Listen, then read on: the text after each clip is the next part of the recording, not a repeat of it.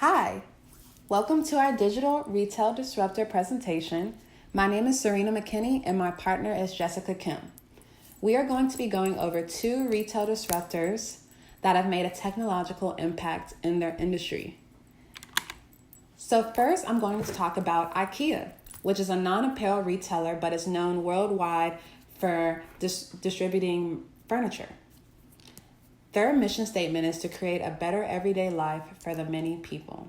This mission statement is integrated into their digital and non-digital marketing strategies. I also included a quote at the bottom from the leader of digital transformation, Michael Valsgaard, that confirms that they know with the technological advances and even with them being a furniture company, that they're also going to have to move in that same direction. So the first digital transformation that I want to talk about is click and collect. This was launched in 2015, and what a lot of people don't know is that IKEA was one of the first retailers to offer this to their customers. With the pandemic going on right now, we see a lot of businesses and services that offer the same click and collect service, but they're equivalent. And this is where customers can order online, pay online, and come to the store and have a contactless pickup. So we see that a lot today in 2020, but in 2015, IKEA was starting to do this. This was the first step to enhancing their omni-channel customer experience through these changing times as people are starting to use and shop on different social media platforms, and not even social media, just different omni-channels. Click and collect did require integrating several different POS systems, having an e-commerce front end, and a constantly up-to-date inventory, which is really hard to do for a big company like IKEA. The cost was also very high upfront, but in the long run, this service model innovation did make the transition to direct delivery e-commerce for IKEA much easier.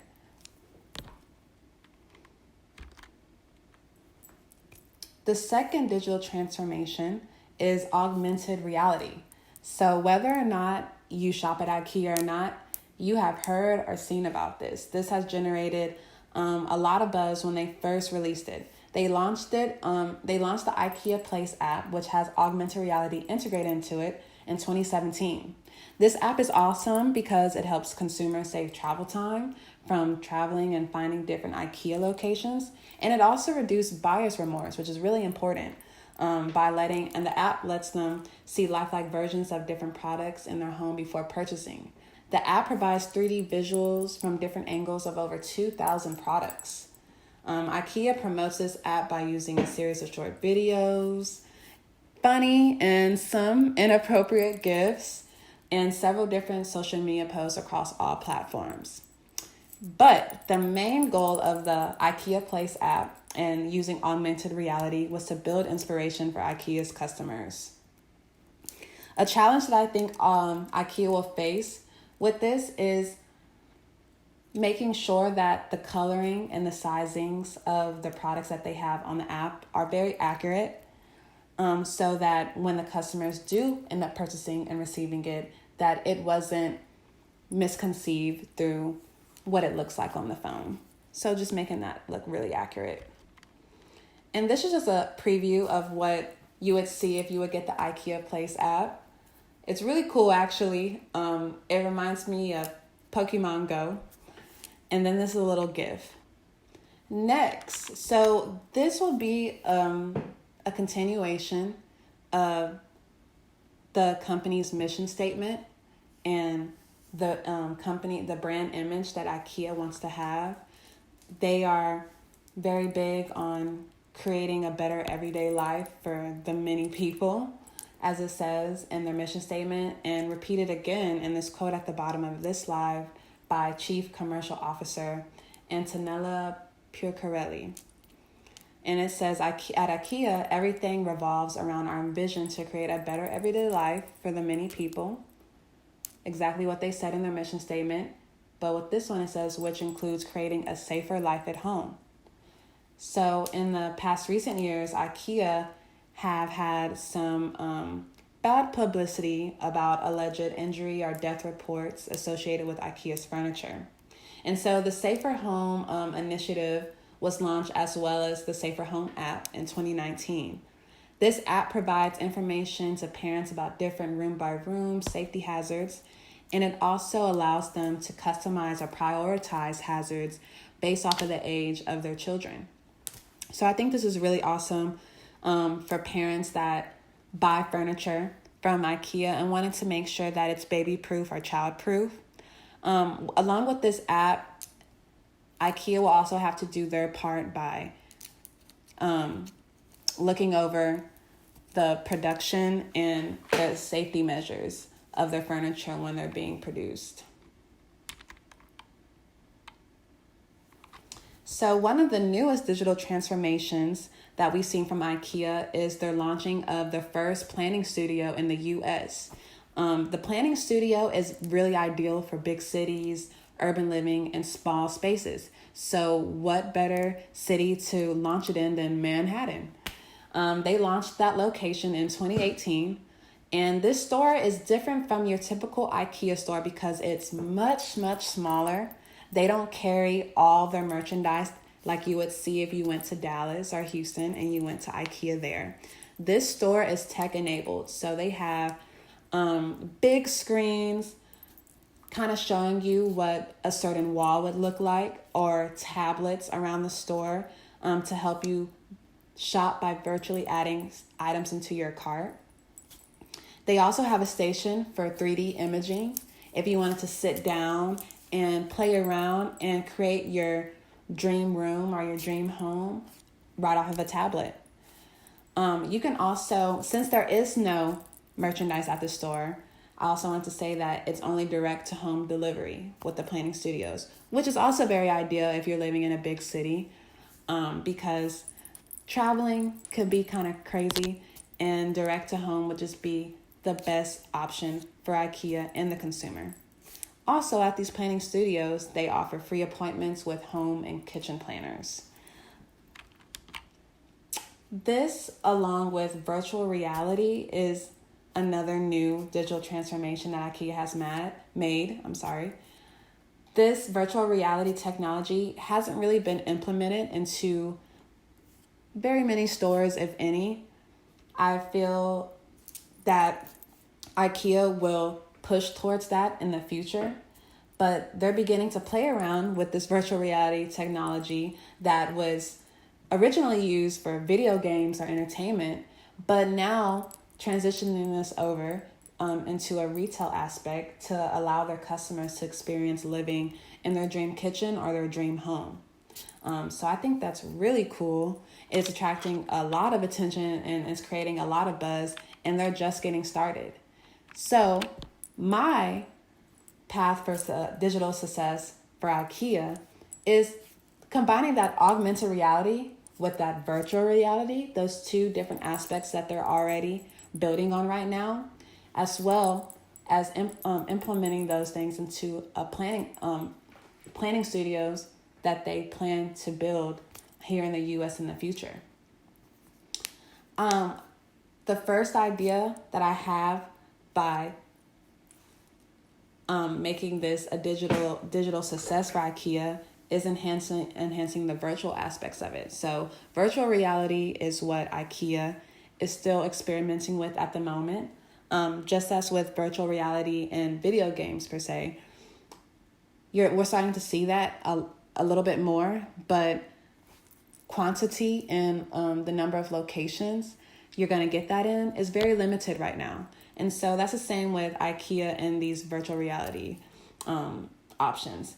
Of course, that would be ideal to have them in every store, but they're still working on it right now. But I feel with the progress that they've had so far, having a more enhanced virtual aspects in a planning studio would be awesome. And the virtual aspects I'm talking about is customized rooms, possible customized rooms with appointments. So say you as a customer reach out to a home planner or kitchen planner and you send her different styles, different colors that you want. Wouldn't it be awesome if your planner was able to create a virtual or a digital room for you and you to come to the planning studio and have a space set up for you, and it's all virtual, and it's basically her virtual ideal for you, for your kitchen, for your living room, for your laundry room, for your dining room. This is her ideal for you. So with the enhancement of those virtual aspects, you would be able to create customized rooms and to make that customer shopping experience much greater, and way more impressive than the competition. That's for sure. Also, with the planning studios, I like that the merchandise is the quantity is low. With this, if we continued by building planning studios instead of your typical IKEA location, this could reduce excess production as well as save money. And also, you'll be able to increase IKEA locations. So since the traditional IKEA stores were really big in size, you wouldn't be able to put a store like that in the city of Manhattan. And that's where these planning studios come in handy, because IKEA can have a presence there in the city, but without using too much space or spending too much money. So increase IKEA locations for sure. Okay, so I'm going to pass this over to my partner, Jessica. Thank you, guys. The digital retail disruptor for apparel that we will be talking about today is Adidas. Adidas has become a leader in leveraging digital channels to promote and sell their products. They've become a top brand by harnessing various innovative ways to incorporate digital technology into their overall marketing strategy. So Adidas developed the first web-based augmented reality shoe unboxing experience that gave consumers an inside look at their product, the Derupt sneaker. This experience is the first of its kind at this scale use of web AR. Derupt was pre-released via AR before the shoe physically launched. Adidas uses augmented reality and the power of influencers to create hype around an Adidas product. The pre-launch campaign for Derupt started on March 9, 2018, when various influencers received a custom-made shoe box. The influencers posted it on social media to direct consumers to the link in the weeks leading up to the launch. The box did not contain a pair of shoes, but a QR code marker which launched the augmented reality experience. Potential customers got to watch as the Derupt shoe emerges from the grid. Users are not required to download a separate app to view the AR unboxing. Instead, by clicking a link on desktop or a mobile device, a virtual box will appear that opens to reveal the shoe. Users can then examine the product from all angles using their cursor or fingertips to move the item on the screen. While there is no direct link to buy the product on the AR site, users can opt to continue to the Adidas website to purchase a pair. The Derupt unboxing is different from any previous AR experiences, such as Nike's SNKRS, mainly because it leverages open source computer vision libraries to deploy AR via the web, as opposed to using native app techniques, which are limited because they require an app download, and snap lenses can often be limited to certain audiences. This approach not only widens the audience, but also shows that significant advances in the resource usage of computer vision and 3D visualization were leveraged. The founder and president of Rose Digital explained the importance of this step forward. He said, "The problem is no headset on the market has true global reach.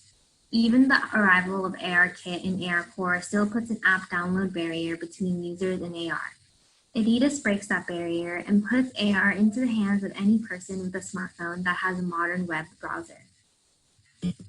Another digital experience that Adidas launched with augmented reality was AR Instagram Games, which they also used David Beckham to promote on his social media. The three key channels that Adidas relies on to drive its digital presence is understanding that online messaging can be tailored to match the passions of any individual customer. From focus groups to online reviews, Adidas ensures that their customers are heard and their voices impact brand strategy. Adidas also uses technology to fuse a customer's online and offline experiences.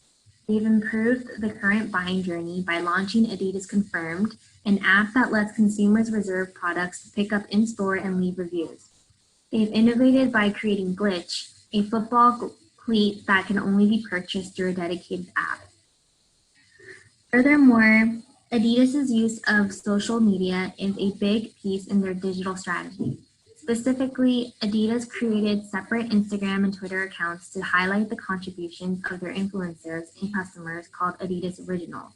Under the banner, We Are Originals, Adidas promotes user-generated content. It also showcases unique partnerships with Instagram influencers. Some challenges that they faced was 5 years ago, the company didn't have any econometrics. Its attribution modeling was based on last click, and it didn't do any brand tracking. It also focused on efficiency over effectiveness, leading it to look at specific KPIs and how to reduce their costs rather than what was in the best interest of its brands. It also had an oversupply problem, meaning its products were too often sold on promotion and creating price sensitivity. Plus, it had multiple agencies, inconsistent measurements, and a business setup that meant its main divisions were competing against each other and creating friction on messaging and creative. Over the past 5 years, Adidas has been working to change this. Adidas brought in an econometric model. What the econometrics told Adidas was that it should invest in video, which hadn't shown up before because it didn't do well in last click attribution, as well as TV, outdoor, and cinema to drive e-commerce. However, Adidas is now working on what the right media and attribution model is. 5 years ago, Adidas introduced a new campaign framework called Creating the New, which was a renewed focus on generating brand desire.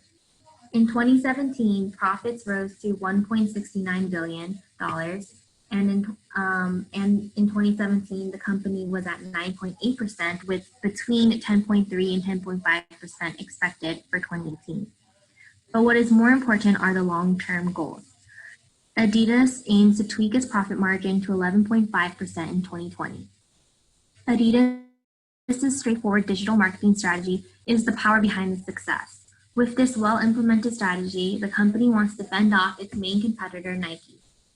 CEO Casper Rochette said, "We've become a digital company. 90% of the marketing budget will already be given over to digital campaigns and social media." Adidas can continue their digital success and stand out from their competitors by understanding their market. In the US, Adidas is behind Nike and Under Armour, still at only third place. The market share is only 5% in the largest sporting goods market in the world. Analysts say that Adidas has proceeded too hesitantly, especially with sponsorship contracts with stars in US sports of basketball, football, and baseball.